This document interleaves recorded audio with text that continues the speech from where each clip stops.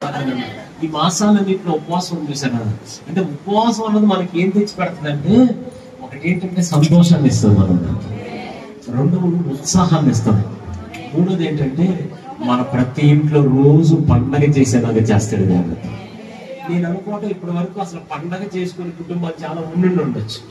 అసలు పండగ అంటే ఎప్పుడు ఏదో గొడవే పాస్టర్ గారు, ఎప్పుడు అనారోగ్యమే పాస్టర్ గారు, ఎప్పుడు సమాధానం లేదు పాస్టర్ గారు, అసలు ఎప్పుడు ఏడవడమే పాస్టర్ గారు. నేను ఒక మాట చెప్పనమ్మా, ఈ ఉపవాస ప్రాంతంలో మన ఇళ్లలో పండగని తెచ్చుకుని రాబోతున్నాం.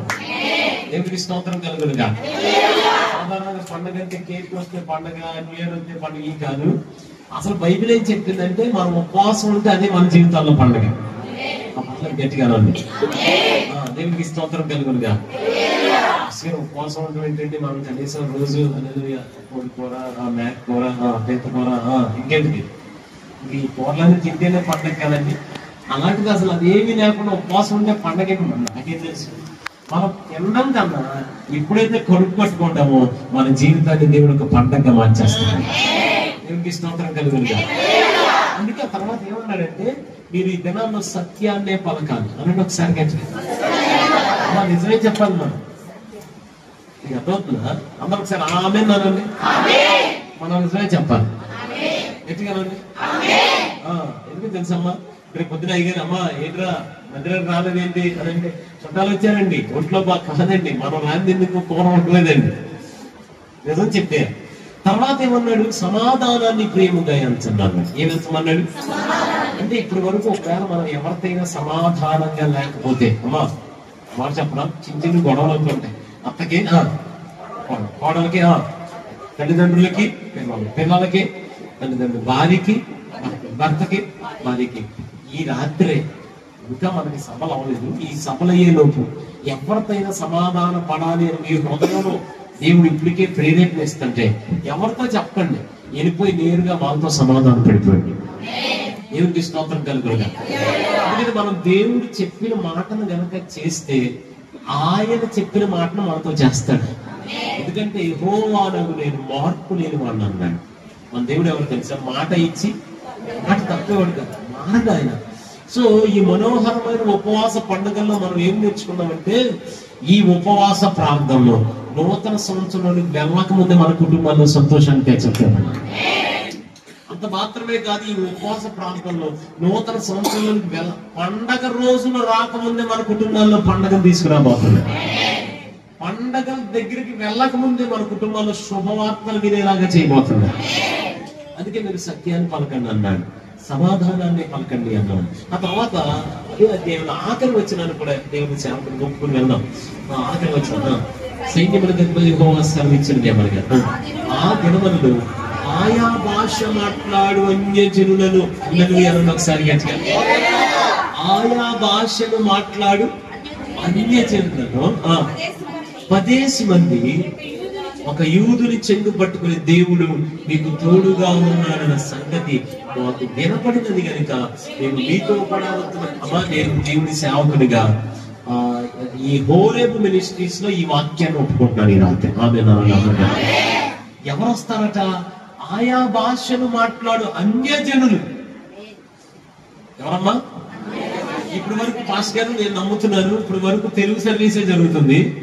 మనం ప్రభు మహాకృప నమ్ముదాం, కొన్ని సంవత్సరాల్లో హోరేబు మినిస్ట్రీస్ ద్వారా 2-3 భాషల్లో ఆరాధనలు ఎక్కడ జరగబోతున్నాయి. దేవుడికి స్తోత్రం కలుగునుగా. హల్లెలూయా. వచ్చేదందరూ ఎవరు? అన్యజనులు. వారందరూ అమ్మా ఇక్కడ చాలా భాషలు మాట్లాడే అన్యజనులు ఉన్నారు. దేవుడు అందుకే ఈ చిన్న గుడారాన్ని ఇక్కడ ఏర్పాటు చేసేలాగా చేశాడు. మనం నమ్ముదాం, వారందరూ త్వరగా త్వరగా త్వరగా ఆమేన్ అనాలి. 2 చేతులు పైకి ప్రభుని స్తుతిద్దాం. హల్లెలూయా, హల్లెలూయా, హల్లెలూయా, హల్లెలూయా, హల్లెలూయా. ప్రభుని స్తుతిస్తాం, ప్రభుని స్తుతిస్తాం, ప్రభుని స్తుతిస్తాం. ప్రభా నీకు వందనాలు నాయనా, నీకు థాంక్స్ అయ్యా, ప్రభా నీకు వందనాలు ప్రభా అని మనందరం ప్రభుని స్తుతిస్తాం. అమ్మ నేను ఒక మాట చెప్తాను, అతి త్వరలో ఆయా భాషను మాట్లాడే అన్యజనులందరినీ దేవుడు మందిరానికి పరిగెత్తుకుంటూ వచ్చేలాగా చేయబోతుంది. ఎలా? ఒక్కొక్కరు చెంగు పట్టుకుని 10 మంది వస్తారు. అమ్మ ఇప్పుడు కనీసం ఇక్కడ ఒక 50-60 మంది కూర్చొని 60 మంది ఉన్నాం, లేకపోతే 70 మంది ఉన్నాం. మీకు మాట చెప్పనా, ఈ 70 మంది చెంగులు పట్టుకుని ఒక్కొక్క చెంగు పట్టుకుని 10 మంది వస్తారు. మనం నమ్మాలి, ఒక సంవత్సరంలో 700 మంది అయిపోతారు. మనం వచ్చేసి స్తోత్రం కలగండి. ఆ 700 మందితో 10 మంది వస్తారు, మరలా 7,000 మంది అయిపోతారు. ఆ 10 మంది వస్తారు, 70,000 మంది మారుస్తారు. వాళ్ళతో 10 మంది వస్తే 7 లక్షల మంది అవుతారు. దేవునికి స్తోత్రం కలుగునుగా. మనం మన నీతిని నమ్ముకుని, మన భక్తిని నమ్ముకుని, మన స్థాయిని నమ్ముకుని, మన యొక్క టాలెంట్ నమ్ముకునే సేవకు రాలేదు. ప్రభువు పిలిచాడు కాబట్టి సేవకు వచ్చాను. మాట చెప్పడం, మిమ్మల్ని పిలిచిన వాడు నమ్మదగిన. ఇదే వచనాన్ని పోలాంగిచో గారి మందిరంలో నెరవేర్చిన దేవుడు అయ్యగారి జీవితంలో, మన జీవితంలో, నా జీవితంలో నెరవేర్చాడు. 10 మందితో ప్రారంభించాడు ఆ దేవుడు. 10 మందితో 10 మంది ఇచ్చారు 100. 100 మందితో 10 మంది వచ్చారు 1000. 1000 మందితో 10 మంది వచ్చారు 10,000. 10,000 మందితో 10 మంది వచ్చారు 1,00,000. 1,00,000 మందితో 10 మంది వచ్చారు. ఈ రోజు అక్కడ కూర్చొని 10 లక్షల మంది ఒకేసారి ఆరాధన చేస్తున్నారు. చేతులపైకి ప్రభుని స్తుతిస్తూ ఉండగా, ప్రభుని స్తుతిస్తూ ఉండగా, ప్రభుని స్తుతిస్తూ ఉండగా, ప్రభుకి స్తోత్రాలు చెప్తుండగా, ప్రభుకి థాంక్స్ చెప్తుండగా, ప్రభా నీకు వందనాలు, థాంక్ యూ జీసస్. ప్రభా ఎస్ ప్రభా వచనం నెరవేర్చండి నాయన. ఈ వాగ్దానాన్ని హోరేబు మినిస్ట్రీస్ లో మేము చూడాలయ్యా. హోరేబు మినిస్ట్రీస్ లో మేము చూడాలయ్యా. మీరు మాట్లాడుతుండగా, మీరు స్వరమెత్తుతుండగా, ప్రభు మీతో మాట్లాడుతున్నాడు. బయట వారికి అందరితో ప్రభు మాట్లాడుతున్నాడు. మన చెంగు పట్టుకుని వాళ్ళు అంటారట, ఇదివరకు మీరు ఎలా ఉండేవారు, అందరూ ప్రభుని స్తుతిస్తూనే ఉన్నారు. ఇదివరకు అసలు మీ జీవితాలు ఎంత పాడుపడిపోయి ఉండే, ఎంత అప్పుడుతో ఉండేవారు, ఎంత అనారోగ్యంతో ఉండేవారు. మిమ్మల్ని చూస్తుంటే దేవుడే మిమ్మల్ని బాగు చేశాడని మాకు అర్థమైంది. ఆయన మీకు తోడుగా ఉన్నాడు కాబట్టి మాకు కూడా ఈ దేవుడే కావాలని పరిగెత్తుకుంటున్నాను. దేవునికి స్తోత్రం కలుగును. హల్లెలూయా, హల్లెలూయా. నేను మాట చెప్తున్నాను, ఈ ఉపవాస పండుగలు మన జీవితాల్లో పండుగను తీసుకుంటాం, సంతోషాన్ని తేబోతున్నాయి. 10 మందిని మనం వెనక వచ్చేలాగా చేయబోతాం. దేవునికి స్తోత్రం. అందుకనే మనం ప్రభా తండ్రి నాయనా ఏదో ఒక తీర్మానం మనం తీసుకోవాలి. ఏదో ఒక తీర్మానం మనం తీసుకునే వారిలాగా ఉన్నాయి. 11వ నెల 11 గంటల్లోనే ప్రార్థన చేస్తానయ్యా. ఒక రోజు ఏర్పాటు చేసుకుని, లేదు రోజుకు ఒక 10 అధ్యాయాలు 11 అధ్యాయాలు వాక్యం చదువుతానయ్యా. ఒకవేళ 10వ మాసం అనుకోండి, ఒక తీర్మానం తీసుకోండి, ఇంతవరకు 10వ భాగం నీ మందిరానికి తీసుకురాలని ఆయన ప్రతి రూపాయలు నమ్ముకుని ఉంటారు. 10వ వంతు తీసుకుని వస్తానయ్యా. ఈ ఉపవాస పూటల్లో ఏదో ఒక తీర్మానం, ఎందుకు చెప్తాను వినండమ్మా. మనం ఆరాధిస్తున్న దేవుడు మన తీర్మానాన్ని బట్టి ఆయన నిబంధనలు స్థిరపరిచి నెరవేరుస్తాడు. దేవునికి స్తోత్రం కలుగునుగా. హల్లెలూయా. మాట చెప్తాను వినండి. ఇంకా మనోహర పండుగలు 5 రోజులు ఉన్నాయి. ఇది 2వ రోజు. ఈ 5 రోజుల సభలు ముగిసే లోపు చాలా ప్రాంతాలకు దేవుడు జవాబు అవుతుంది. ఇక్కడికి చాలా మంది చాలా అప్లికేషన్స్ తో వచ్చారు. ఒకలేమో అప్పులు తీరాలని, ఒకలేమో వివాహం అవ్వాలని, ఒకలేమో బిడ్డలు కావాలని, ఒకవేళ మా బిడ్డలకు మంచి చదువు రావాలని, మేము ఇల్లు కట్టుకోవాలని, మా పరిస్థితులు మారాలని, కోర్టు సమస్య నుంచి విడుదల రావాలని, లేకపోతే భార్య భర్తల మధ్య గొడవలు పోవాలని, పిల్లలు మాటినట్లేదు వాళ్ళందరూ వినాలి. నేను ఒక మాట చెప్పనా, మీ అందరి అప్లికేషన్ కి దేవాది దేవుడు పరలోకం ఆమె చెప్పబోతున్నాడు. అమ్మ మీ అప్లికేషన్ పెడితే ముఖ్యమంత్రి గారన్న నా వల్ల కాదు అని చెప్తాడు, కానీ పరలోకం మాత్రం ఎప్పుడు ఆమె చెప్తూనే. దేవుడికి స్తోత్రం కలుగునుగా. ఎందుకంటే ఈ రాత్రి నేను ప్రకటిస్తున్న దేవుడు ఎవరంటే ప్రార్థన ఆలకిస్తాడు. ఎప్పుడు ప్రార్థన ఆలకిస్తాడు? ప్రార్థనలు ముగిసిన తర్వాత జవాబు ఇచ్చేవాడు కాదు, ప్రార్థనలు జరుగుతుండగానే జవాబులు అనుగ్రహిస్తాడు. ఒక్క మాట మనందరం చూద్దాం. 1 దినవృత్తాంతముల గ్రంథం కొన్ని 100 సార్లు మీరు ధ్యానం చేశారు. ఒకసారి ఈ రాత్రి కాల సమయంలో ఆ అబ్బాయి గురించి మీ అందరికీ తెలుసు. ఈ రాత్రి ఒకసారి చదువుకుని ప్రార్థన చేసుకున్నాం. 1 దినవృత్తాంతముల గ్రంథం 4వ అధ్యాయం 9వ వచనాన్ని అందరం కలిపి చదువుతున్నాం. రెడీ బాంచు తీసారంటారా? 1 దినవృత్తాంతముల గ్రంథం 4వ అధ్యాయం 9వ వచనం. అమ్మా నా వచ్చాడు గట్టిగా చదవాలి. రైట్, రెడీ బాంచు ఇష్టం. అమ్మ అందరూ చదవాలా? ఎబ్బేజు తన సహోదరుల కంటే అందరూ చదవన్నారు. కంటినని అతని తల్లి అతనికి ఎబ్బేజు అని పేరు పెట్టాడు. ఎబ్బేజు ఇశ్రాయేలు దేవుని గురించి మొరపెట్టి నీ క్షేమంగా ఆశీర్వదించి నా సరిహద్దులు విశాలపరిచి నీ చెయ్యి నాకు తోడుగా ఉన్న దయచేసి నాకు కీడు రాకుండా దానిలో నుండి నన్ను తప్పించుకో అని ప్రార్థించగా దేవుడు అతడు చేసిన మనవిని అతనికి దయచేసెను. ఆమె అన్నాడు ఒకసారి. ఆ అతడు అన్న దగ్గర మీ పేరు పెట్టుకుని చెప్పండి ఒకసారి. దేవుడు మీ పేరు చెప్పుకోండి. చేసిన మనవిని చెప్పుకోండి మీ పేరు. దయచేసెను. ఆమె అన్నాడు ఒకసారి. చూడండి. దేవుడు అనండి. నేను చేసిన మనవిని నాకు దయచేసెను. నాన్న గట్టిగా చెప్పండి ఒకసారి. దేవుడు నేను చేసిన మనవిని. బయట వాళ్ళు కూడా చెప్తాను గట్టిగా. దేవుడు నాకు దయచేసి. చిన్నపిల్లలు నాకు చెప్పాలా? దేవుడు నేను చేసిన మనవిని నాకు దయచేసి. మళ్ళా చెప్పాలి. చెప్తున్నాడు. నాకు దయచేసి. నేను చేసిన మనవి. అయిపోయింది నా ప్రసంగం. ఇంకంతే. ఒక మాట చెప్పనమ్మా. మీరు చేసిన మనవికి పరలోకం నుండి జవాబు రాబోతుంది. పరలోకాన్ని తెరిచి ఆమె అనబోతున్నాడు. సాధారణంగా బైబిల్ గ్రంథంలో యోనా గ్రంథం 2వ అధ్యాయం ఉంటుంది. ఆ అధ్యాయాన్ని ప్రార్థనతో ప్రారంభిస్తాడు పరిశుద్ధాత్మ. ఏందో ముగింపుకు రాగానే పరిశుద్ధాత్ముడు అధ్యాయానికి జవాబు ఇచ్చేస్తాడు. ప్రారంభం ఎలా ప్రారంభించారు? ప్రార్థనతో. ముగింపు రాగానే ఏం జరిగింది? యోనా గ్రంథం 2వ అధ్యాయంలో వెంటనే పరలోకం ఆమె చెప్పేసింది ఆ ప్రార్థన. అసలు ఇక్కడ విశేషం తెలుసండి. ఇక్కడ ఎప్పేసి ఈ వచనాన్ని ప్రార్థనతో ప్రారంభిస్తాడు. ఈ ఎప్పేసి వచనాన్ని ప్రార్థనతో ప్రారంభిస్తాడు. ముగింపుకు వచ్చేసరికి ఏం జరిగింది అనుకుంటున్నారు? ఇంకా వచనం ముగించలా నేను అనుకోవటం, ఇంకా ప్రార్థన అవలా, ఇంకా చేతులు దింపలా, ఇంకా మోకాళ్ళు లేవలా, ఇంకా తలుపు గెడదీలా. ఈ లోపే పరలోకం ఎప్పేసి ప్రార్థనకు ఆమె చెప్పేసింది. దేవుడికి స్తోత్రం కలుగునుగా. అతడు చేసిన మనవిని దేవుడు అతనికి. నేను నమ్ముతున్నాను, మరలా నేను నమ్ముతున్నాను, మీ ప్రార్థనలకు కూడా అదే రీతిలో అంతే స్పీడ్ గా జవాబులు రాబోతున్నాయి.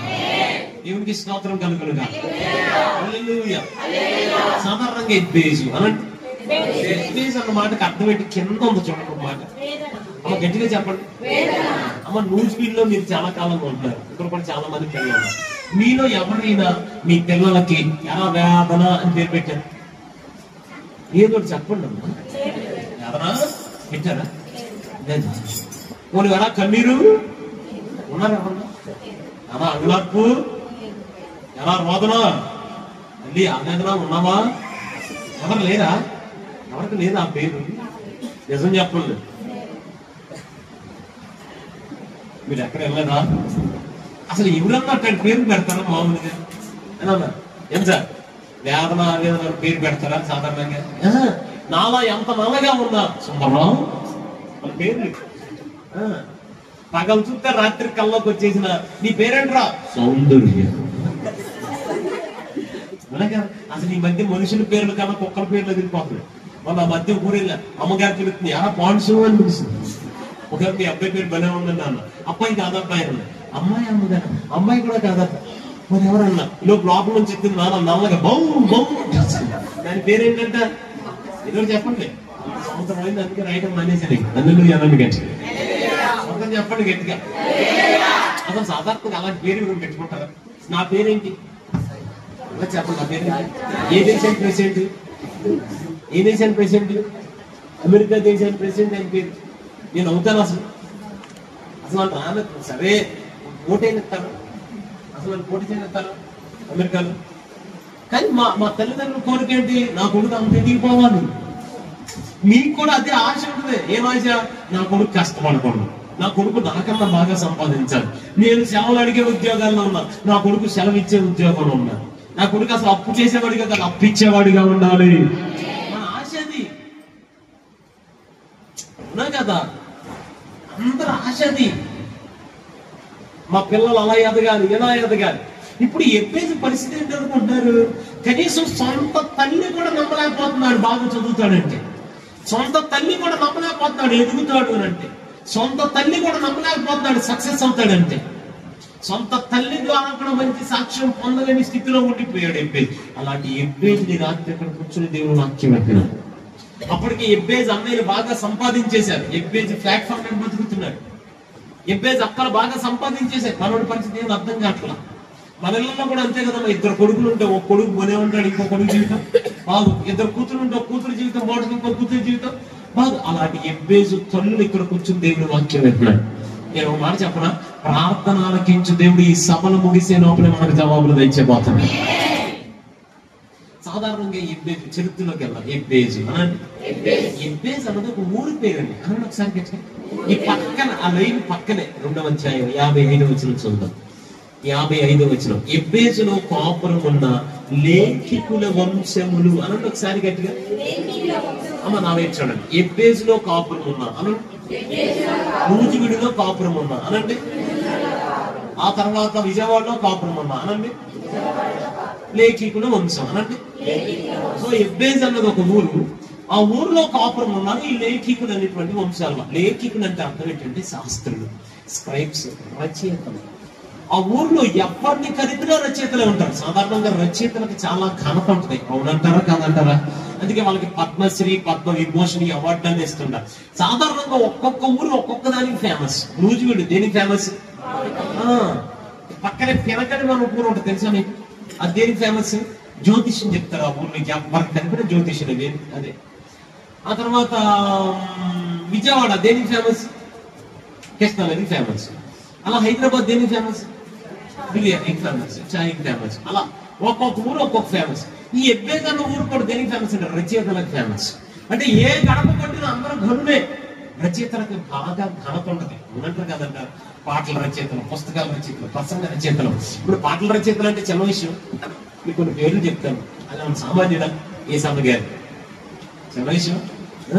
రాజబాబు అన్న గారు చిన్న విషయం. ఎంత ఘనతలకి. పురుషోత్తం చౌదరి గారు, వాసినామనయ్య గారు, యాన్ స్టీవెన్సన్ గారు, సిదేల్ ఆనంద్ గారు, మన మధ్యలో రాబోతున్నారు విజయ్ పాస్ గారు. ఎంత అద్భుతమైన పాటలు. అవునంటారు కదంటారు. నేను ఒక మాట చెప్తాను, బాగా వినండి. ఎవరిని కలిపినా గరులే, వాళ్ళందరూ రచయితలే. తల్లికి అర్థమైంది. ఏమర్థమైంది? ఈ పోటీ ప్రపంచంలో, ఇంత విస్తారంగా అందరూ ఘనతోహిస్తున్న ప్రపంచంలో నా కొడుకు వాళ్ళతో పోటీ పడలేడు, వాళ్ళకన్నా గొప్పగా ఎదగలేడు, ఎప్పటికీ వాళ్ళ దాటలేడు. వాడి జీవితం ఇక అంతే. ఇక ఎప్పుడు అలా ఆగిపోయే ఉంటాడు. అలా వేదనతోనే బ్రతుకుతాడు. ఇలా రోడ్డు పక్కనే బ్రతుకుతాడు. ఇక ఆ జీవితాన్ని ఎవరు బాగు చేయలేదని వేదన అని పేరు పెట్టుకుంది. బాగా గమనించాలి ఈ మాట. అప్పటికే అన్నయ్య సంపాదించేశాడు. అక్కలు డెవలప్ అయిపోయారు. మనోడి పరిస్థితి కేర్ ఆఫ్ ప్లాట్ఫామ్. ఎవరు నమ్మలేని పరిస్థితి. ఏం అర్థం కావట్లా. అమ్మ బాగా వినాలి రాత్రి దేవుడి వారికి. ఎబ్బేజు అలాగని అమ్మ ఎదిగిపోతున్నాడని అసూయ పడలా. పక్క వాళ్ళు ఎదిగిపోతాడని కోపం తెచ్చుకోవాలా, ఏడ్చి తెచ్చుకోవాలా, అసూయ తెచ్చుకోవాలా. వాళ్ళందరూ ఎదిగిపోతారు, మా జీవితం ఏంటి, మా బ్రతికేంటి భయపడిపోవాలా, అసూయ తెచ్చుకోవాలా. అలాగని చెప్పి అన్నయ్య దగ్గరికి వెళ్ళిపోయి చేతి చాపి అడుక్కోవటం, అక్కడి పనులు కూడా చేయాలి. అందరి దగ్గరికి వెళ్ళి చేతులు చాపి అడుక్కోవటం మానేసి గదిలోకి వెళ్ళి ఏసై దగ్గర 2 చేతులు అతను నేర్చుకున్నాడండి. ఎబ్బేజు. దేవుడికి స్తోత్రం కలుగునుగా. హల్లెలూయా. 2 చేతులు ఎత్తి మోకాళ్ళు దిగి మరలా గెడ తీసే లోపల నేను ఒక మాట చెప్పనమ్మా. ఎబ్బేజు దేవుడు ఎంత గొప్పవాడంటే చేతులు ఎత్తిన తర్వాత చేతులు దింపే లోపలే ఆయన ఏ అంశాల కొరకు చేతులు ఎత్తాడు ఆ ప్రతి అంశానికి పరలోకం నుండి ఆమేన్ చెప్పి వాటన్నిటిని దయచేసేసాడండి. 2 చేతులు పైకెత్తి ప్రభువుని స్తుతిస్తుండగా, 2 చేతులు ఎత్తి ప్రభువుని స్తుతిస్తూ, అమ్మా నేను ఒక మాట చెప్పమ్మా, మీరు స్తుతిస్తుండాలి. 2 చేతులు పైకెత్తి స్తుతిస్తుండగా, 2 చేతులు పైకెత్తి ప్రభువుని స్తుతిస్తాను. నేను ఒక మాట చెప్తాను. ఇప్పటికే చాలా మంది చేతులు పైకెత్తారు. నేను నమ్ముతున్నాను ఈ సభల ముగింపు లోపలే మీ చేతులు దించే లోపలే నేను చాలా అప్లికేషన్ కి ప్రార్థనకి జవాబులు రాబోతున్నాను. చాలా అప్లికేషన్ కి పరలోకం ఆమె చెప్పబోతున్నాడు. దేవుడు ఆమె చెప్పబోతున్నాడు. పరలోకం ఆమె చెప్పబోతుంది. పరలోకం ఆమె చెప్పబోతుంది. హల్లెలూయా. ఆమేన్. చూడండి ఒకసారి. ఇక 2 చేతులు అతను నేర్చుకున్నాడు. నేను కూడా ఒక మాట చెప్పనా, ఇది మానందాం. ఇలా చేతులు అతను నేర్చుకున్నాను. నిజమండి.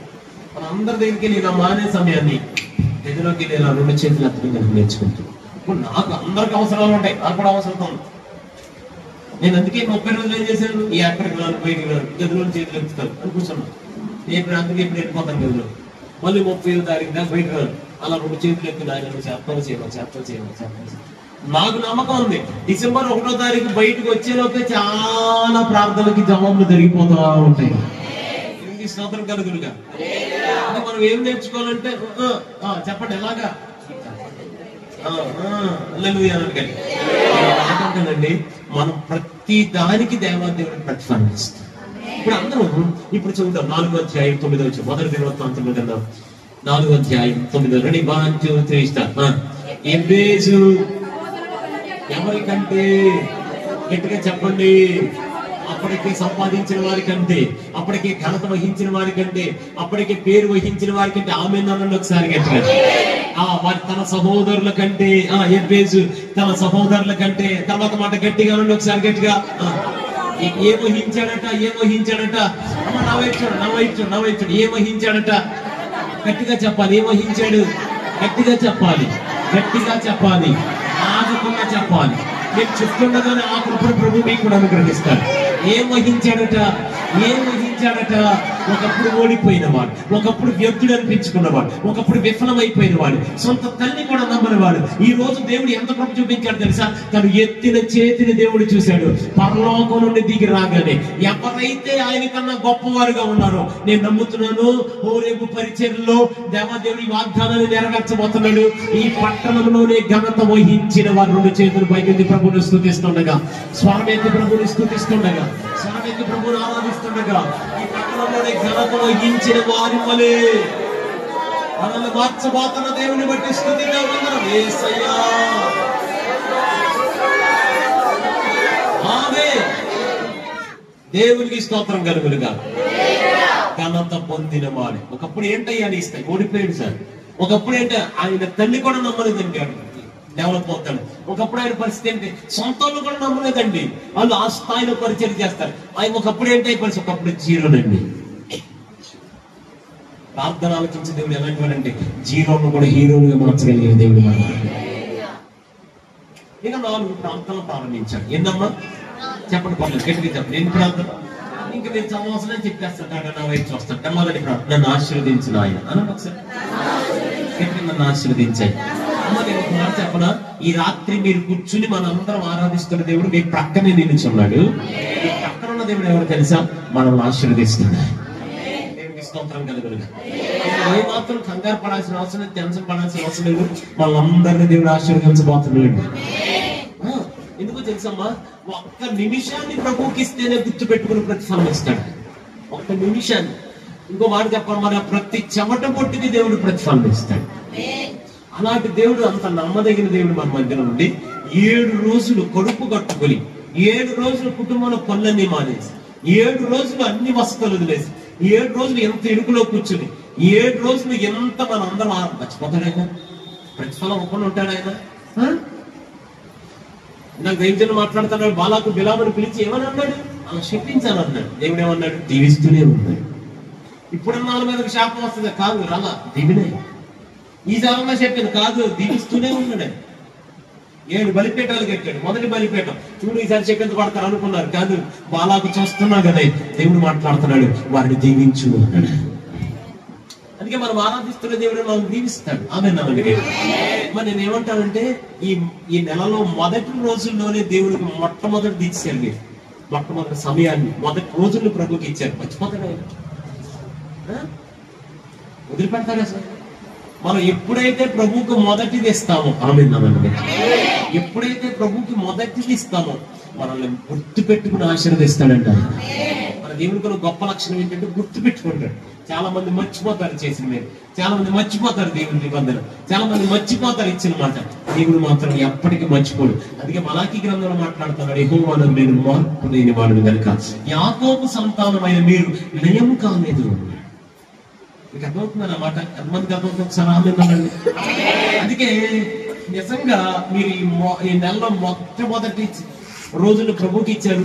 దీన్ని గుర్తు పెట్టుకుని మనం ఆశీర్వదిస్తాం. దేవునికి స్తోత్రం కలుగునుగా. హల్లెలూయా. మన జీవితంలో మొదటిది ఎవరిది చెప్పండి? మాట్లాడండి గట్టిగా. ఎవరిది? రోజులో మొదటి గంట ఎవరిది? మన జీవితంలో ప్రథమ ఫలం ఎవరిది? మొదటి స్థానం ఎవరిది? మొదటి ప్రేమ ఎవరిది? ఈ పిల్లగారికి రేపు పొద్దున 1,00,000 రూపాయలు ఉద్యోగాలు వచ్చేటువంటి జీతాలు వచ్చి ఉద్యోగాలు వచ్చేసాయి. ఆమె మొదటి జీతం ఎవరిది? తిరిగలేదు. ఏమండి గట్టి బైబిల్ చూడండి, సారీ పదివేల వాళ్ళు అనండి.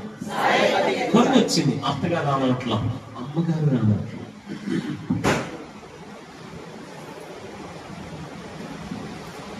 ఒక్క అప్పం ఉంది, కొడుకు పెట్టే చచ్చిపోదాం అని అనుకున్నాం. ఈ లోపు సరిగ్గా సమయానికి వెళ్ళారు పాస్టర్ గారు వెళ్ళగానే అడగకుండా ఏమడిగాడు ఆయన, అమ్మా నవ్వచ్చాడు, నీ మొదటి అప్పం నాకు ఇస్తావా అన్నాడు. ఏది అడిగాడు? మొదటి అప్పం అడిగాడు. ఏమడిగాడు చెప్పండి ఒకసారి.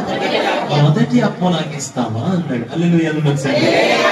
మామూలుగా ఉన్నది ఎన్ని అప్పాలు? ఒక్క అప్పం. ఎవరికి పెడదాం అనుకున్నాయి? కొడుక్కి. ఇంకా అసలు అప్పం ఉందా? మళ్ళీ తింటానన్న ఆశ ఉందా? రేపు పొద్దున వాళ్ళకి తిండి దొరుకుతున్న ఆశ ఉందా? అటువంటి ఉన్న ఒక అప్పాన్ని కొడుకు పెట్టి, ఎంత ప్రేమ కొడుకు మీద పెట్టుకోవాలి కదా. అవునంటారా కాదంటారా? నేను మాట్లాడానా? ఇప్పుడు ఆయన ఇప్పుడు మీ దగ్గరికి వచ్చి మామూలుగా, అమ్మా నీ మొదటి ఒక్క అప్పమే ఉంది, నీకు ఇస్తారా నాకు ఇస్తారా అంటే యథార్థం చెప్పండి, మీరేమంటారు చెప్పండి. ఇది గట్టిగా అనండి అమ్మా. ఇవ్వరు కదా, కష్టం, మాకేలేదు నీకేడదు అంటారు. అవునంటారు కదంటారా? మీరు మంచి వాళ్ళు, మీ ఊళ్ళు, మా ఊరంలో అనుకో 6 అడుగులు ఉన్నాం, కష్టం లేదా? చెంపల మీద గెడ్డం కూడా వచ్చింది కదా, ఫోన్ కూడా వాడుతున్నావు కదా, నన్ను అడుగుతావే అని అంటారు. మీరు మంచోళ్ళు. కానీ ఆ తల్లి అలా అనలేదండి. ఆ తల్లి ఏం చేసింది తెలుసా? పరిచర్య కొరకు, సేవకుల కొరకు తన కడుపులోది కూడా తీసి ఖర్చు చేసి అందుకు తెగించేసిందండి. స్తోత్రం కలుగును. హల్లెలూయా. మాట చెప్పనా, పరలోకమందు ఉన్న దేవుడు మర్చిపోతాడా? అది తిన్నాడు, దయచేసి వెళ్ళిపోయాడు. కొండ కడిగేసింది, బోర్లింగ్ చేసింది, ఊరికి అలా నడుచుకుంటే వెళ్తుంది. తిరగబడి ఉన్న కొండ.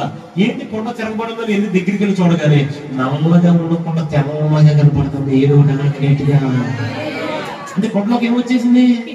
పిండి వచ్చేసింది. ఇటు వచ్చి చూసింది, గుట్లో ఏముందా అని చూసింది. ఏమన్నా ఒక్క చొక్క నూనె ఏమైనా ఉందో అప్పు వేద్దామని చూస్తే ఇందులోకి ఏమొచ్చేసింది?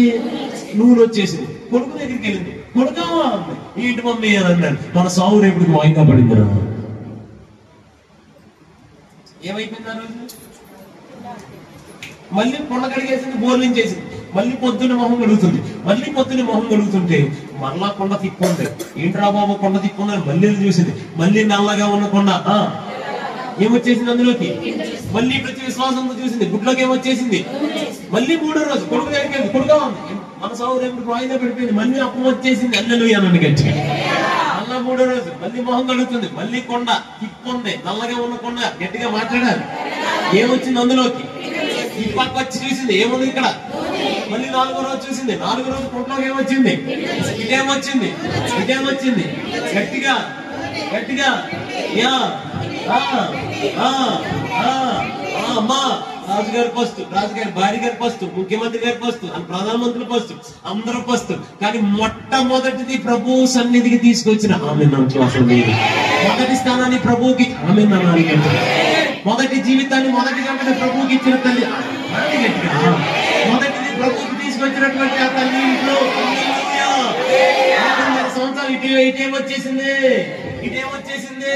మాట్లాడలేదు, మాట్లాడాలి. మీరు మాట్లాడుతుండగానే అదే ఆశీర్వాదం పొందుకోవాలి. వచ్చేస్తా ఉందండి. వస్తుంది వస్తుంది. కొరత లేకుండా, కొద్ది లేకుండా సమృద్ధిగా ఆమె చెప్పాలి. స్తోత్రం కలుగును గాక. మొట్టమొదటి ప్రభుకి ఇచ్చిన ఒక్క కారణాన్ని 3.5 సంవత్సరాలు పోషించేసాడు. నేను మాట చెప్పనా? అసలు ఇంకో మాట, అసలు దేవుడు ఆ ఇంట్లో పిండి ఉండటం, నూనె ఉండటం కాదు, ఆ ఇంట్లో 2 ఫ్యాక్టరీలు ప్రారంభించేశాడు. ఒకటేమో పిండి ఫ్యాక్టరీ, ఇంకోటేమో నేను మనసారా కోరుకుంటున్నాను ఇక్కడ ఉన్న చిన్నపిల్లలు చాలా మంది సొంత ఫ్యాక్టరీలు పెట్టాలి. మీ పేరు మీద పెట్టాలి. మన వల్ల అందరూ స్వార్థమ్మ గారి పిండి ఫ్యాక్టరీ రావాలి, సూర్యారావు గారి నూనె ఫ్యాక్టరీ రావాలి, రిప్పల గడ్డికి రత్నాకర పాస్టర్ గారు రావాలి. పిలిస్తే నేను కూడా వస్తాను. దేవునికి స్తోత్రం కలుగునుగా. అయితే మనమే పరిశ్రమలు పెట్టాలి. లేకపోతే పరిశ్రమలు ఇప్పటికే చాలా చుట్టూ పెట్టేసి ఉన్నారు. నూజిగుడి చుట్టూ వాళ్ళందరూ మన మందిరాలకు రావాలి. దేవునికి స్తోత్రం కలుగునుగా. అదే పర్వత పరిచర్య. చివరి దినాల్లో కొండల పరిచర్య, పర్వత పరిచర్య అంటే అంతే. పర్వతాల లాంటి వారిని దేవదేవుడి మందిరానికి తీసుకొస్తాను. 2 వచ్చిన దేవునికి స్తోత్రం చెప్పండి. అయిపోతుందా దైవం? ఆమె హల్లెలూయా. మాట చెప్పేసి పోతాను. అబ్రాహాము ఇంటికి దేవుడు వచ్చాడు. 3 వచ్చారు. ఆదికాండం 18 ఇంటికి తర్వాత చదువుకోండి. వినేయండి. ఎంతమంది వచ్చారు? ఏమని పిలిచాడు? ప్రభువా అని పిలిచాడు.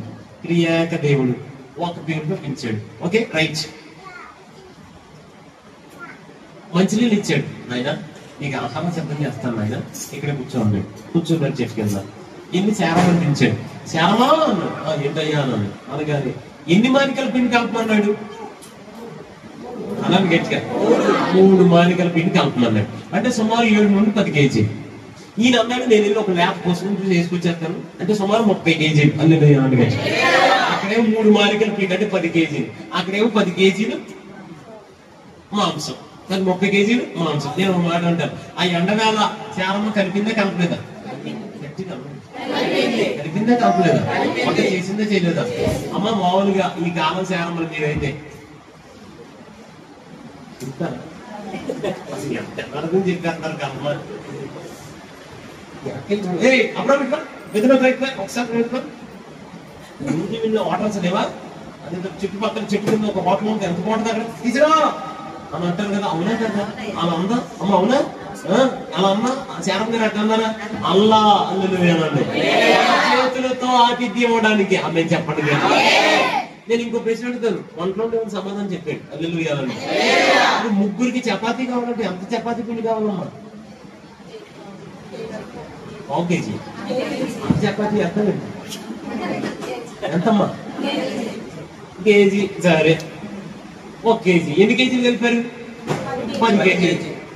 ఇప్పుడు ముగ్గురికి నాన్ వెజ్ పెట్టాలంటే ఎన్ని కేజీ? ముగ్గురికి నాన్ వెజ్ పెట్టాలంటే ఎన్ని కేజీలు కావాలి? సరే కేజీ 2 కేజీలు వేసుకుని తప్పే ఉన్నామ్మా. ముగ్గే వేస్తాం 2 వేస్తాం అన్ని కేజీ. ఎన్ని కేజీలు తెచ్చాడు? 30 కేజీలు. పిండి 1 కేజీకి ఎన్ని కేజీలు కలిపాడు? 2 కేజీలకి ఎన్ని కేజీలు తెచ్చాడు? 30 కేజీలు. నేను ఒక మాట చెప్పనా, ఆ రోజు తన శక్తికి మించి దేవుణ్ణి పోషించాడు అబ్రహాము.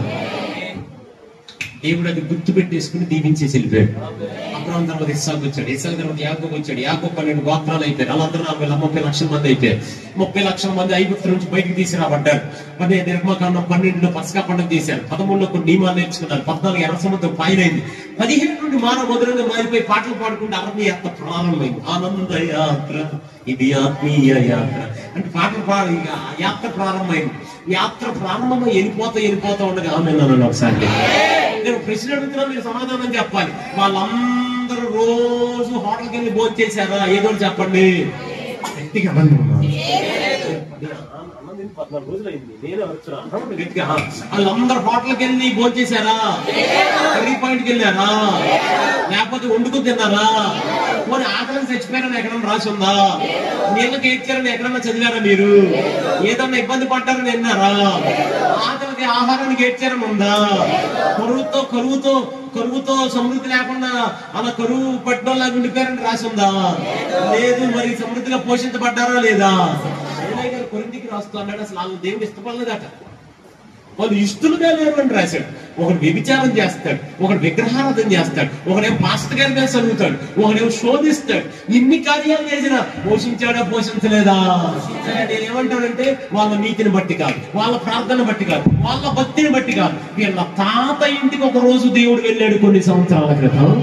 వాళ్ళ తాత ఇంటికి దేవుడు వెళ్ళినప్పుడు వీళ్ళ తాత దేవుడి శక్తికి మించి పోషించాడు కదా. ఆ రోజున దేవుడు అందుకు అది గుర్తు పెట్టుకున్నాడు. సుమారు 600-700 సంవత్సరాల తర్వాత అబ్రహాము మనవ సంతానానికి ఆకలేసినప్పుడు అండి ఆకాశాన్ని తెరిచి ఆహారాన్ని పంపించాడండి దేవాది.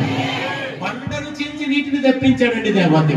నేను ఒక మాట చెప్తానమ్మా, ఈ రోజు మీరు ప్రభు కొరకు వ్యక్తిస్తున్న అర్పణ అయినా కానీ, మీ శ్రమ కానీ, మీ సమయం కానీ, మీ కష్టం కానీ, మీ చెమట కానీ మీ తరతరాలకు ఆశీర్వాదకరంగా మారిపోవాలి. నేను ఒక మాట చెప్పనా, ఈ రాత్రి మన దేవుడు మనం ఆశీర్వదించబోతున్నాడు. ఇక మొదటి ప్రార్థన చేశాడు, రెండో ప్రార్థనకు వెళ్ళబోతున్నాడు. మొదటి ప్రార్థనకి పరలోకం ఏముందంటే చెప్పండి ఒకసారి. చేతుల పైకి ప్రభుని స్తుతించండి. ఆడుకున్నా ఒక మాట ప్రభుడానికి నన్ను ఆశీర్వదించిన ఎవరైతే చేతులు ఎత్తుతున్నారు, ఈ 7 రోజులు ఎవరు సభలో పాల్పొందులు మీ సమయాన్ని ప్రభు కోసం ఇస్తున్నారు, మీ కన్నిటిని ఇక్కడ కాలుస్తున్నారు. ఎవరైతే దేవుని సన్నిధిలో నమ్మకంగా కూర్చుని మాట్లాడుతూ ప్రార్థన చేస్తూ ప్రభువా అంటూ ఆయన సన్నిధిని ఆయన పాదాలు పడు, నేను నమ్ముతున్నాను యథార్థంగా ప్రభు సన్నిధిలో మనం ఆశీర్వదించబోతున్నాడు. దేవుడు గుర్తుపెట్టి చూసుకోండి ఈ మాట. ఇక రెండో ప్రార్థనకు వెళ్ళాడు. ఆయన నా సరిహద్దు విషయాలు చేతులు చాపాలి, తప్పదు. ఇక వెళ్ళిపోవాలి, ఆమె నమ్మరాదు, ఇది వెళ్ళిపోవాలి, ఇది వెళ్ళిపోవాలి. మా సరిహద్దుల విషయాన్ని పడితే, మా సరిహద్దుల విషయాన్ని పడితే ఈ సరిహద్దు ఆ చివరికి వెళ్ళిపోవాలి. వెళ్ళిపోతే హల్లెలూయా, తిరిగేది అందరూ మీరు చూస్తాం కానీ హల్లెలూయా స్తోత్రం కలుగును గాక. ఇది వెళ్ళిపోతే అడ్డొద్దులే మరి రోడ్డుగా హల్లెలూయా చెప్పడమా, మనుష్యులకు అసాధ్యమే, మనం ఆరాధిస్తున్న దేవునికి సమస్తం సాధ్యం. మోకాళ్ళ ప్రార్థన చేశాడు ప్రభు. అప్పటికే ఎబ్బేజ్ అన్నయ్యను దాటిపోయాడు.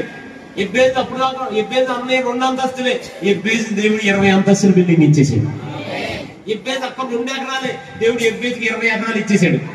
మోకాళ్ళ ప్రార్థన చేసి అడుగుతున్నాడు, నాయన ఏంటని మళ్ళీ అడుగుతున్నాడు. మోకాళ్ళ వేసాడు, చూడండి అని అనగానే ఏం లేదు, వాళ్ళ అన్నయ్యకి వాళ్ళ అక్కకి మనోడికి నూజివీడులో ఉన్నాయంట ఇల్లు, మనోడు విజయవాడలో కూడా అడుగుతున్నాడు. ఇంకోటి అన్నది గట్టిగా దేవుడికి స్తోత్రం కలుగునుగా. అన్నయ్య దగ్గరికి వెళ్ళిపోయాడు. అన్నయ్య దగ్గరికి వెళ్ళి అన్నయ్య నీ డేట్ కావాలని అని అనగానే అదే మరి విజయవాడలో దిగుకున్నాను, రెప్పలు కట్టింగ్ రావాలి. ఒకప్పుడు అన్నయ్య దగ్గర కనీసం చేయి చాపరు వాడు, ఇప్పుడు దేనికోసం వెళ్ళాడు, రెప్పలు కట్టింగ్ రానాడంటే అనగానే అన్నయ్య అన్నాడు ఎక్కడైనా అయింది అని అనగానే ఏమో నాకేం తెలుసు పరలోకం అన్నాడు.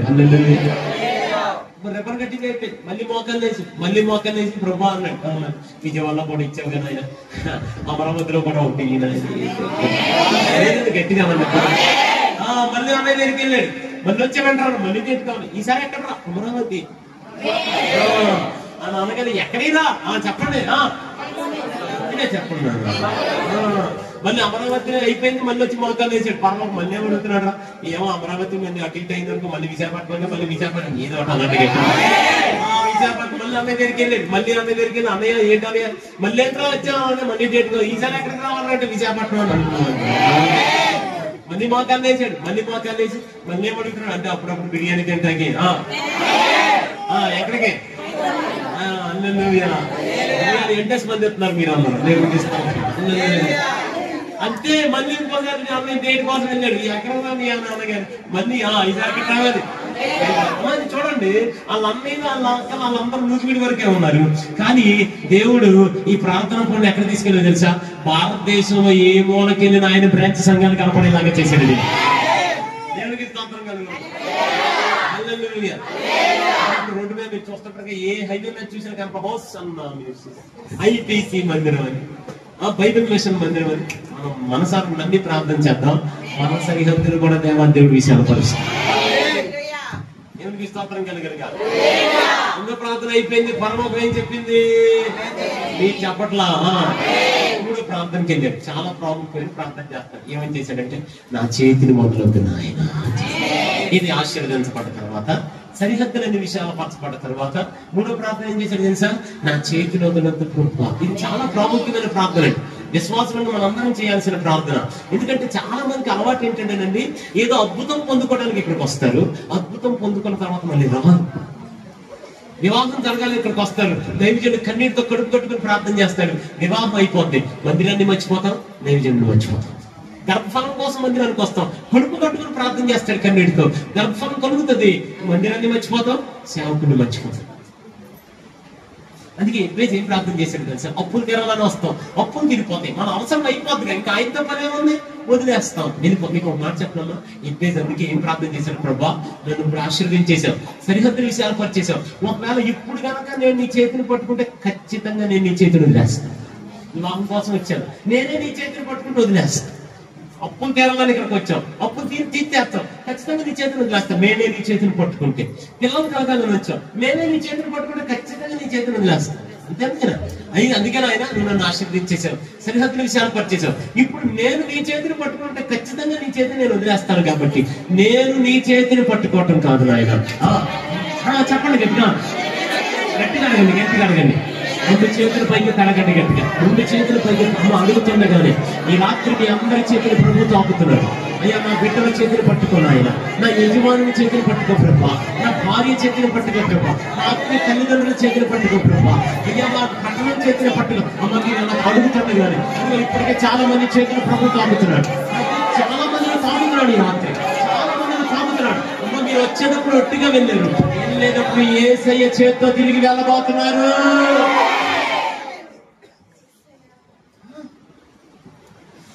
అమ్మ మీకు విషయం తెలుసా? ఎబ్బేసుకు దేవుడి చేతి యొక్క శక్తి తెలుసు. ఏం తెలుసు?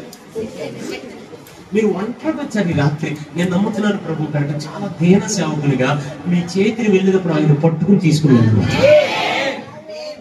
దేవుడి చేతి యొక్క పవర్ తెలుసు ఎబ్బేసి. ఎందుకో తెలుసా?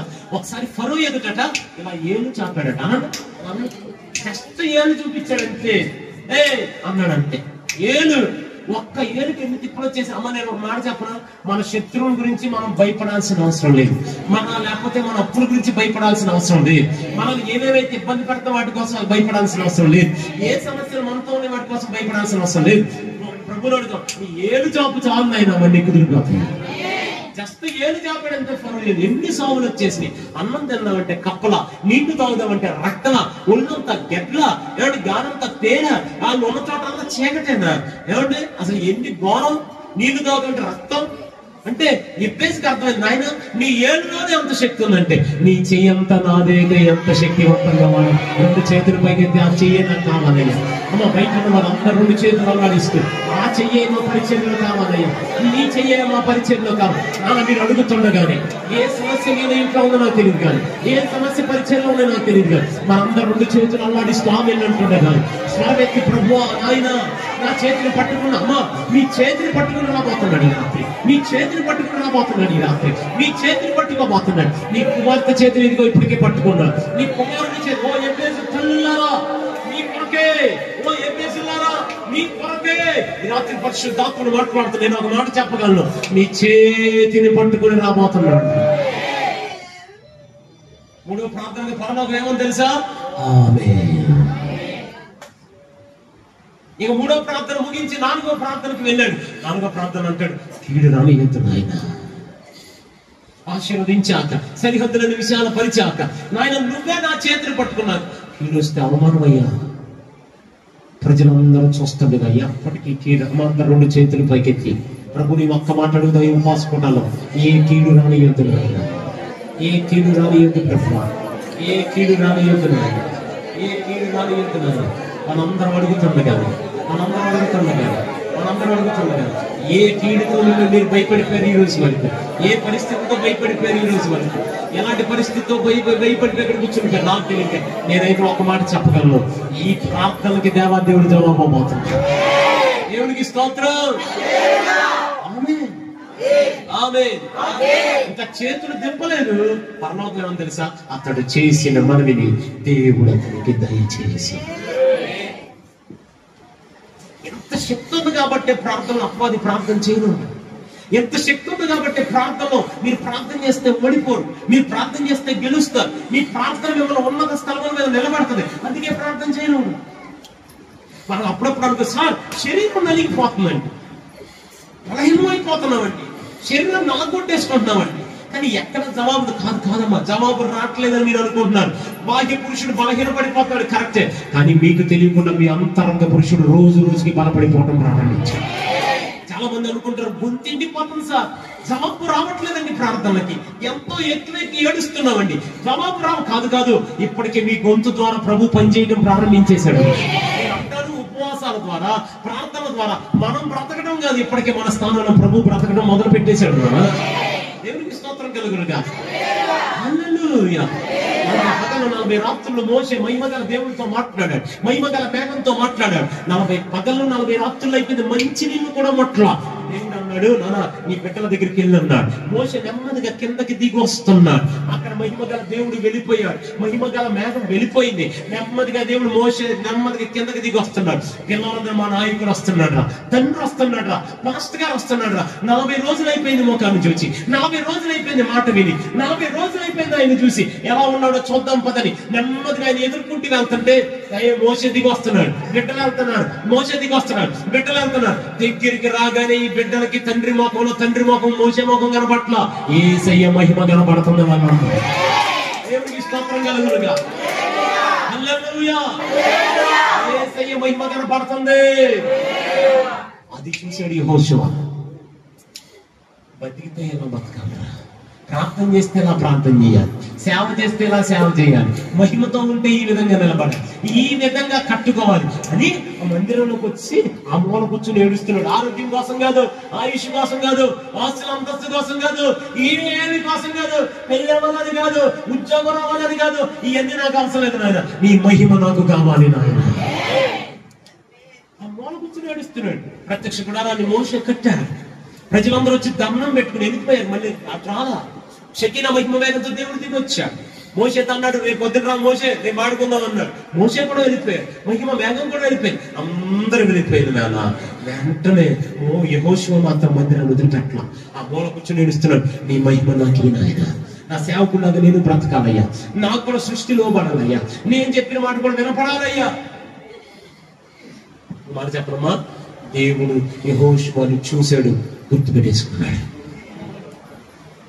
మోషే వెళ్ళిపోయే సమయం వచ్చింది. మోషే దగ్గర దేవుడు అన్నాడు, నానా అన్నాడు, నీ రిటైర్మెంట్ టైం వచ్చింది నాన్న. సరే నాయన, సరే నీ ప్లేస్ ని వేరొకరు పోబోతున్నాను అన్నాడు. ఎవరికి ఇస్తావు అని అనగానే, నీ సంతానంలో ఒకరికి ఇస్తానని చెప్పలే దేవుడు. ఎవరికి ఇస్తాడు తెలుసా? అందరూ మందిరాన్ని వదిలేసింది, మందిరాన్ని మొదలకుండా మహిమ కొరకు ఇచ్చాడే ఆ యవ్వనస్తుడు యెహోషువకి ఇవ్వబోతున్నాను, ఇస్తాను. మోషే అన్నాడు, ఇచ్చే ప్రభు. ఏం నమ్మకత్వం అండి. అందుకే కాబట్టి దేవుడు అన్నాడు, అతను నా ఇల్లంతటిలో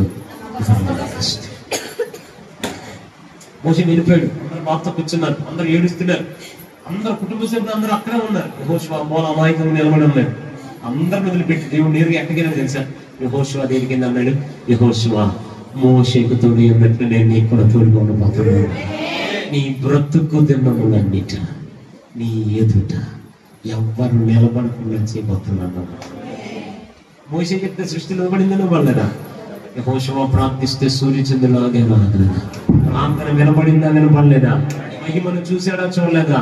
మన ప్రార్థన కూడా వినపడుతుంది.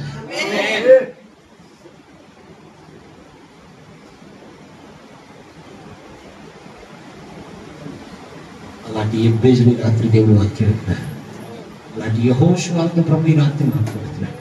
ఒకప్పుడు విఫలమైపోయిన వాడు పేతురు, ఒకప్పుడు ఓడిపోయిన వాడు పేతురు అలా దేవుని దగ్గరికి తిరిగి వచ్చాడు. యేసయ్య ఎవరో తెలియదని 3 సార్లు అబద్ధమాడాడు పేతురు. అలాంటి పేతురు తిరిగి రాగానే దేవుడు పేతురుతో అన్నాడు, నన్ను ప్రేమిస్తున్నాను అన్నాడు. నన్ను వెంబడిస్తాను ప్రభు. వెంబడిస్తావా అన్నప్పుడు దేవుడు ఏమన్నాడు తెలుసా? నీ ప్రసంగానికి 3000 బాప్తిస్మాలు అవుతాయి చెప్పలా, 5000 బాప్తిస్మాలు అవుతాయి చెప్పలా, నువ్వు అల్లాడిచ్చేస్తావు ఏం చెప్పలా. ఏం చెప్పాడు తెలుసా? నన్ను వెంబడిస్తే చచ్చిపోతావు పర్లేదా అన్నాడు. ముసలోడు అయిపోతావు పర్లేదా అన్నాడు. నా వెనకాల వస్తే అసలు కనీసం నువ్వు ముసలోడు అని కూడా జాలిపడరు, ఊరు బయట తీసుకెళ్లి చేతులు చంపేస్తాడు మోషే. పేతురు ఇప్పుడు ఆలోచించుకుని చెప్పు ఏదో ఒకటి అని అన్నాడు. పేతురు అన్నాడు, ఒక్కసారి వెనక్కి వెళ్ళిపోయే తప్పు చేశాను ఆయన, ఇక ఎప్పటికీ ఆ పొరపాటు చేయడు, ఏదైనా నేను నిన్ను మాత్రమే వెంబడిస్తాను ప్రభు. అప్పటికి శిష్యులందరూ వచ్చి పేతురు అడిగారు, యేసయ్యతో మాట్లాడావుగా, ఏ వరం ఇచ్చాడు నీకు? 5,000 మంది సంఘం అన్నాడా? లేదు. 5 ఎకరాల స్థలం అన్నాడు? లేదు. 5 కోట్లు దానం అన్నాడు? లేదు. మరి ఏమన్నాడు? నేను చచ్చిపోతానంట.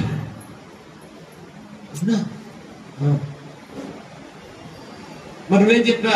అయినా నేను వెంబడిస్తానని చెప్పా. ఇది ఇరుకు మార్గం అంట, నువ్వేం చెప్పా? వెంబడిస్తానని చెప్పా. ఇది ముళ్ళబాటు అంట, ఏం చెప్పా? వెంబడిస్తానని చెప్పా. సేవ అంటే సావేను అంట, నువ్వేం చెప్పా? వెంబడిస్తానని చెప్పా. ఎందుకు 153 గొప్ప చేపలు ఉన్నాయి, అమ్మితే మనమే ధనవంతులు, వెళ్ళిపోయి నేను పిల్లలు కట్టుకున్నాం, ఎకరాలు కొనుక్కుంది, హ్యాపీగా ఉందా?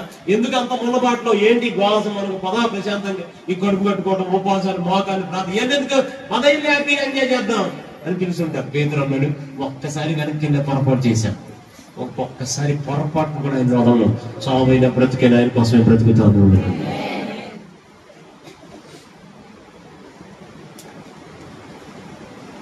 3.5 సంవత్సరాలు ప్రభుత్వం నడిచి, 3.5 సంవత్సరాలు ప్రభు అద్భుతాలు చూసి, 3.5 సంవత్సరాలు ప్రభు ఉపమానాన్ని ఆయన దగ్గర ఫోన్ చేసి, యేసయ్య సిలువ వేసే సమయంలో పేతురు దగ్గరలేడు, దూరంగా వెళ్ళిపోయాడు. అందుకే యేసయ్య తిరిగి లేవగానే ఎవరు అడిగాడు తెలుసా? నేను లేచానని పేతురుతో కూడా చెప్పండి అన్నాడు. పేతురు 3.5 సంవత్సరాలు ఆయనతో ఉండి ఎలా వదిలేశారు? చాలా మంది మీరు ఇక్కడ కూర్చుని ఉన్నారు కానీ మీ మనసులో ఎక్కడ ఉన్నాయి? చాలా మంది ఇంకా మీ జీవితాన్ని ప్రభు చేతిలో పెట్టలేదు. ఇంకా చాలా మంది నమ్మి బాప్తిసం పొందనని వాక్యాన్ని వింటున్నారు. మీరు ఒక పేతురుని చూస్తున్నాడు దేవుడు. మీరు మరలా తిరిగి ప్రభు దగ్గరికి రాగలిగితే మీ జీవితాన్ని కట్టుకోగలిగితే, ఆయన చేతిలో కనుక మిమ్మల్ని మీరు పెట్టుకోగలిగితే, దేవుడు నేరుగా ఎక్కడికి తీసుకెళ్ళాడు పేతుర్ని? మేడగది మీదకి తీసుకుని వెళ్ళిపోయాడు. మేడగదిలో ఎవరున్నారు? విఫలమైపోయిన పేతురు ఉన్నాడు, అనుమానపు తోమా ఉన్నాడు. లోకానికి ఎవరమ్మా? వైద్యుడు అనండి. అపోస్తుల కార్యం రాసింది ఎవరు? లోక. అంటే వైద్యులు అసలు కార్యాలు జరిగినాయి అని రాస్తారా? అలాంటి వారి చేతలే దేవాదేవుడు అద్భుతాలు జరుగుతున్నాయని రాయించాడు. అదే సాక్ష్యాన్ని దేవాదేవుడు నేను నమ్ముతున్నాను, మన పట్టణంలో దేవాదేవుడు అనేక మందికి వినిపించబోతున్నాడు. ఇంకెవరున్నారు? యేసు తల్లి అయినా. మరి అమ్మా ఇప్పుడు నెలలో మొదలు పెడతాం కదా, యేసు తల్లి పరిశుద్ధాత్మ వల్ల గర్భం ధరించి మనకు లోకరక్షణ. నేను ఏమంటానంటే, పరిశుద్ధాత్మ ద్వారా లోకరక్షకుని మన అందరికి అందించిన మరియకే మేడగది అనుభవం అవసరమైతే నీకు నాకుందా? పరిశుద్ధాత్మ ద్వారా యేసయ్యను లోకానికి అందించినటువంటి తల్లికే వాక్శక్తిని అనుగ్రహించిన కొరకు అన్య భాషలు మాట్లాడితే నేను మాట్లాడవా? ఏమైంది? ఆ ఎందుకు వస్తుంది నాన్న? 10వ దినమందు వారందరూ ప్రార్థించుతుండగా పరలోకం తెరవబడింది. ఒక్కొక్కరి మీద ఒక్కొక్క అగ్నిజ్వాల వచ్చింది. దేవాదేవుడు పేతురుని ఎలా మార్చాడు తెలుసా? అగ్ని పాత్రగా మార్చేవాడు కొడుకు. ఒక్క ప్రసంగానికి 3,000 బాప్తిస్మాలు అవుతున్నాయి, 5,000 బాప్తిస్మాలు అవుతున్నాయి, అద్భుతాలు జరుగుతున్నాయి. మీకు మాట చెప్పండి, ఆయన ప్రసంగం చేస్తుంటే అన్యులందరూ మారిపోతున్నారు. ఆమె చెప్పాలి, అన్యులందరూ పరిశుద్ధాత్మ పొందుకున్నారు. ఆమె చెప్పాలి. ఆయన నీడ చదివినా చాలా అద్భుతాలు జరిగిపోతున్నాయి. ఆయన అంత స్థాయికి దేవాదేవుడు మార్చేశాడు. ఈ రాత్రి దేవుడి సేవకుడుగా నేను ఒక మాట చెప్పగలను. ఒక్క మాట మన ప్రార్థనలు వినపడుతున్నాయి. ఓ ఎబ్బేసులారా మీతో నీ ప్రభు మాట్లాడాడు. ఓ ఎబ్బేసు తల్లులారా మీతో నీ ప్రభు మాట్లాడాడు. మీ ప్రయాస వ్యర్థం కాదు. మొదటి దినాన్ని ప్రభుకి ఇచ్చారు, మొదటి రోజులు ప్రభుకి ఇచ్చారు. ఈ 7 రోజులు ముగిసేలోపై ఆమె నన్ను గట్టిగా 12 గోత్రాల కళ్ళ మీద 11 గోత్రాల పేర్లు రాశారు. లేవి గోత్రం మీద అహరోను పేరు రాశారు. తెల్లారి లేచి చూశారట. సాధారణంగా ఒక మామిడికాయ కింద భూమిలో పాతితే ఎన్ని రోజులు పట్టుద్ది? 4 రోజులు పడుతుంది మొక్క రావటానికి. కానీ వీళ్ళేంటో లోపల కర్ర పెట్టగానే తెల్లారే ఉపాస కోటాలు అయిపోయిన తెల్లారి చూశారట. ఎంతమందికి అర్థమైంది అన్నమాట? ఇప్పుడు తెల్లారికి చిగురిస్తుందా? తెల్లారికి మొక్క వచ్చేస్తుందా? రాత్రి కింద వేసారు, రాత్రి నిద్ర వేశారు, తెల్లారికి ఎవరో చూస్తారండి? అవి చూడండి, అయిపోయింది ఉపవాస కోటాలు అయిపోయింది, తెల్లారని చూశారంట. ఉపవాస కోటాలకి రావడం వల్ల కర్రలు మాత్రం అట్టాకున్నాయి, కానీ ఈ అహరోను చేతి కర్ర మాత్రం చిగురించడం మొదలు పెట్టింది. కాదు పుష్పించడం మొదలు పెట్టేసింది. కాదు ఫలించడం కూడా ఆరంభించేసింది. నేను నమ్ముతున్నాను, ఈ 3 సీజన్ల దేవాదేవుడు మనందరికి ఒకేసారి దయచేయబోతున్నాడు. ఒకసారి కాదు, ఒక్క రాత్రిలో ఆమె నన్ను గట్టి, ఒక్క రాత్రిలో ఆమె నన్ను గట్టి, ఒక్క రాత్రిలో ఆమె నన్ను యెహోషువలారా, ఎబ్బేజులారా, పేతురులారా, ఇంకొక మాట దేవుని సేవకి ఇంకా ప్రభు దగ్గరికి రాకపోతే చిన్న పిల్లలతో సహా పెద్దవారితో సహా మీ జీవితాన్ని ప్రభుకి ఇవ్వండి. ఇంకా ప్రభువుని సొంత రక్షణ అంగీకరించబడి ఆలస్యం చేయకుండా బాప్తిస్మాలు పొందండి. ఏ క్షణంలో ఏమవుతుంది? ఎవరికి సింగిరారే మనకి పెద్ద సాక్షి. ఏ క్షణంలో ఎవరేమైపోతారు? ఎవరికి? ఈ రాత్రి ప్రభు వచ్చిన ఆయనతో పాటు ఎగిరి వెళ్ళిపోయి అంత సంపూర్ణతకు మనం నడిపించినట్లుగా మన జీవితాలు ప్రభుకిద్దాం. అతి త్వరలో మన ప్రాంతం నుంచి ఒక రైలు బయలుదేరుతుందని ప్రకటన గ్రంథకర్త 21:8 చెప్పాడు. ఆ రైలు నేరుగా నరకానికి వెళ్ళిపోద్ది. అందులో మొదటి భోగిని ఎవరు ఎక్కిస్తాడు తెలుసా? పిరికోళ్ళు ఎక్కిస్తాడు. ఏ పిరికోళ్ళు? బాప్తిసం పొందితే మేము నిలబడలేమేమో ఆ పిరికోళ్ళు ఉంటారట ఆ భోగిని. బాప్తిసం పొందే పెళ్లిళ్ళమేమో వాళ్ళు ఉంటారు. బాప్తిసం పొందే మా బ్రతికితే వాళ్ళు ఉంటారు. బాప్తిసం పొందే మా జీవితం వాళ్ళు ఉంటారు. బాప్తిసం పొందే మా పొలం ఒప్పుకోదేమో వాళ్ళందరినీ అందులో ఎక్కించి నేరుగా తీసుకెళ్ళిపోతున్నారు. నేను ఒక మాట చెప్తున్నాను, వినండి. అంత్యకాలంలో కడవరి ఉద్యోగంలో ప్రభు మనందరిని వాడుకోబోతున్నాడు. ఎవరిని వాడుకుంటాడు? చిన్న పిల్లల్ని వాడుకుంటాడు. యోవేలు ప్రవచనం అదే కదా, మీ కుమారులు కుమార్తెలు ప్రవచిస్తారు అంటే చిన్న పిల్లలు. తర్వాత మీ యవ్వనుని దర్శనం చూస్తారు అంటే యవ్వనస్తుని వాడుకుంటారు. వాళ్ళిద్దరితో వదిలేనా మీ వృద్ధులు కలవని అంటారు అన్నారు.